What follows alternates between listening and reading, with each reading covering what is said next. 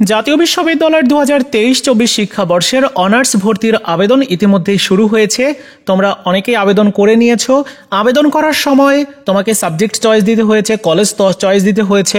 প্রশ্ন হলো, ভর্তি পরীক্ষাতে কত নাম্বার পেলে তুমি একটা সাবজেক্ট ডিজার্ভ করো?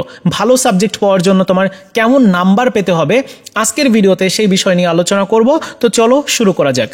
প্রথমত, জাতীয় বিশ্ববিদ্যালয়ের অনার্সে ভর্তি হওয়ার জন্য এইবার ভর্তি পরীক্ষা দিতে হবে।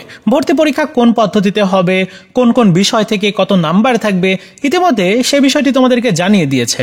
এবং 100 নম্বরের এমসিকিউ পদ্ধতিতে ভর্তি পরীক্ষা হবে। 100টা এমসিকিউ থাকবে, তার মধ্যে তোমাকে 35 নম্বর পেতে হবে। 100 নম্বরের মধ্যে 35 নম্বর পেলে তুমি ভর্তিযোগ্য বিবেচিত হবে, মানে অনার্সে যে কোনো একটা সাবজেক্ট তুমি পেয়ে যাবে। কিন্তু যারা 35-এর কম পাবে তারা কোনোভাবে অনার্সে আর ভর্তি হতে পারবে না, কারণ ভর্তি পরীক্ষায় 5 নম্বর হচ্ছে 35। ওকে, আর জিপিএর ভিত্তিতে আরও দেওয়া হবে 40 নম্বর এসএসসির জিপিএ অনুযায়ী এবং সর্বোচ্চ 60 নম্বর হচ্ছে এইচএসসির জিপিএ অনুযায়ী। টোটাল হচ্ছে 200 নম্বরের উপর ডিপেন্ড করে তুমি যে কলেজে অ্যাপ্লাই করেছো, যে সাবজেক্টগুলোতে অ্যাপ্লাই করেছো, সেগুলোতে তোমার যে মেধাক্রম বা মেধা তালিকা সেটি প্রণয়ন করা হবে। এখন মেধা তালিকা কিভাবে প্রণয়ন করা হবে সেটি তোমাদেরকে একটু ভালো করে বুঝিয়ে দিচ্ছি। দেখো, তুমি ভর্তি পরীক্ষাতে অংশগ্রহণ করলে, ভর্তি পরীক্ষাতে 100-র মধ্যে তুমি 50 নাম্বার পেয়েছো এবং তোমার জিপিএ অনুযায়ী যে জিপিএ যে 100 নম্বর থাকবে সেখানে তুমি দেখা গেল যে টোটাল পেয়েছো 80 নম্বর। তাহলে তোমার ভর্তি পরীক্ষাতে 50 এবং 80 কত হলো? 200 নম্বরের মধ্যে পেয়েছো।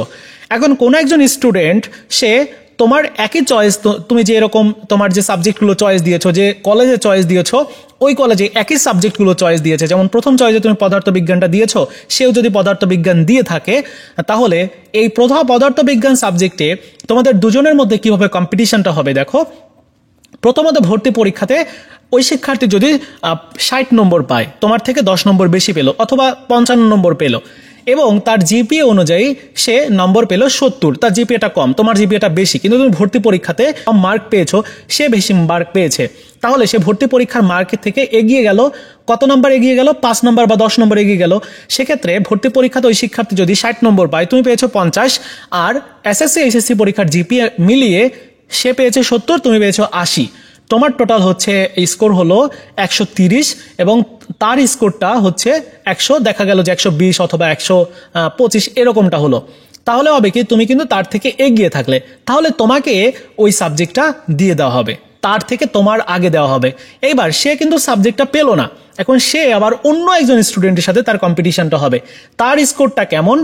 এইভাবে একটা কলেজে যে পরিমাণ আসন রয়েছে সেই পরিমাণ আসন দেখে তোমার জিপিএ, তারপর তোমার ভর্তি পরীক্ষাতে মোট নাম্বার, এগুলো দেখে টোটাল হিসাব করে একটা মেধা তালিকা প্রণয়ন করা হবে। সেখানে হতে পারে প্রথম মেধা তালিকা, দ্বিতীয় মেধা তালিকা, এইভাবে মেধা তালিকাগুলো প্রণয়ন করা হবে। আশা করি বুঝে নিয়েছো যে ভর্তি পরীক্ষাতে যদি তুমি বেশি মার্ক পাও তাহলে কিন্তু তোমার চান্স পাওয়ার সম্ভাবনাটা অনেকটাই বেড়ে যাবে, যদি তোমার জিপিএটা এসএসসি এইচএসসিতে কম থাকে। আর যাদের এসএসসি এইচএসসিতে জিপিএ খুবই ভালো, তোমাদের আরও বেশি সুযোগ রয়েছে চান্স পাওয়ার ক্ষেত্রে। ভর্তি পরীক্ষাতে কম মার্কস পেলেও তোমার কিন্তু খুব একটা বেশি প্যারা লাগবে না তোমার যে কোনো একটা সাবজেক্ট পেতে। এজন্য যাদের জিপিএটা কম, তোমাদের কষ্টটা একটু বেশি করতে হবে, বিশেষ করে ভর্তি পরীক্ষাতে খুব ভালো নাম্বার গেইন করতে হবে। এখন ভর্তি পরীক্ষাতে ভালো নাম্বার পেতে হলে কিভাবে, কোন পদ্ধতিগুলো ফলো করতে হবে? প্রথমত তোমাকে জানতে হবে যে কোন কোন টপিকস থেকে প্রশ্ন করা হবে। দেখো, তোমার বাংলাতে প্রশ্ন করা হবে, ইংরেজিতে প্রশ্ন করা হবে, তারপর বাংলাদেশ প্রসঙ্গে সাধারণ জ্ঞানমূলক প্রশ্ন থাকবে আর 10টা, সাধারণ জ্ঞানের মাত্র 10টা, জিকে থেকে থাকবে 10টা প্রশ্ন। আর তোমার গ্রুপের যে সাবজেক্ট, উচ্চ মাধ্যমিক পর্যায়ে তোমার যে সাবজেক্টগুলো ছিল সেগুলোর থেকে বলা হয়েছে, কারণ প্রত্যেকের সাবজেক্ট তো ভিন্ন। এখানে যদি 4টা সাবজেক্ট তারা মেনশন করতো যে এই 4টা সাবজেক্ট, দেখা গেল যে অনেকের এই সাবজেক্টগুলো এইচএসসি পর্যায়ে নেই, এই জন্য এখানে কোনো সাবজেক্ট মেনশন করে নাই, বলেছে যে তোমার উচ্চ মাধ্যমিক পর্যায়ে পঠিত যে কোনো 4টি বিষয় থেকে, মানে সবগুলো বিষয় থেকেই প্রশ্ন থাকবে, তোমার যে 4টা বিষয়, ওই 4টা বিষয় থেকেই তুমি তোমার প্রশ্নগুলোর আনসার করবে। ঠিক আছে? তো এই হচ্ছে টোটাল তোমার ভর্তি পরীক্ষার যে পদ্ধতি, এগুলো আর কি। তো এগুলো নিয়ে আমি আলাদা করে আরেকটা ভিডিওতে ডিটেল আলোচনা করব। তোমাদেরকে জাস্ট বলে দিলাম যে একটা সাবজেক্টে কিভাবে তোমাকে সিলেক্টেড করা হবে, তুমি কত নাম্বার পেলে সিলেক্টেড হতে পারো, সেটি হচ্ছে বড় বিষয় না, কারণ তোমার ভর্তি পরীক্ষাতে 35 নম্বর পেলেই তুমি সিলেক্টেড হতে পারো।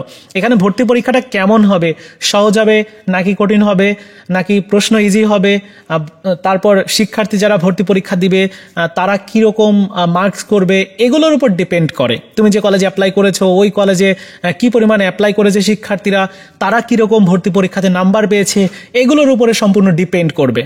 দেখবে যে ভালো ভালো কলেজগুলোতে, যেগুলো একটু জনপ্রিয় কলেজ, জেলা পর্যায়ের সরকারি কলেজগুলো, এগুলোতে বেশিরভাগ শিক্ষার্থী ভর্তির জন্য অ্যাপ্লাই করবে এবং ওইখানে কিন্তু কম্পিটিশনটা হবে খুব টাফ কম্পিটিশন, কারণ অনেক ভালো স্টুডেন্ট ওইখানে ভর্তি পরীক্ষার জন্য তোমার সাথে লড়াই করবে।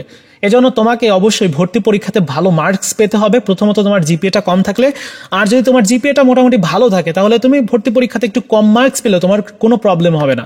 কিন্তু তোমার ভর্তি পরীক্ষাতেও নাম্বার কম পেলে, তোমার জিপিএতেও নাম্বার কম, তাহলে কিন্তু তুমি ভালো একটা সাবজেক্ট ডিজার্ভ করবে না। হ্যাঁ, তো ভালো সাবজেক্ট পাওয়ার জন্য ভর্তি পরীক্ষাতে ভালো মার্কস পেতে হবে, এটাই হচ্ছে মূল বিষয়। তো এই হচ্ছে ব্যাপার। আর 35-এর কম পেলে তাদের তো কপাল পোড়া, কারণ তারা আর ভর্তি হতে পারবে না।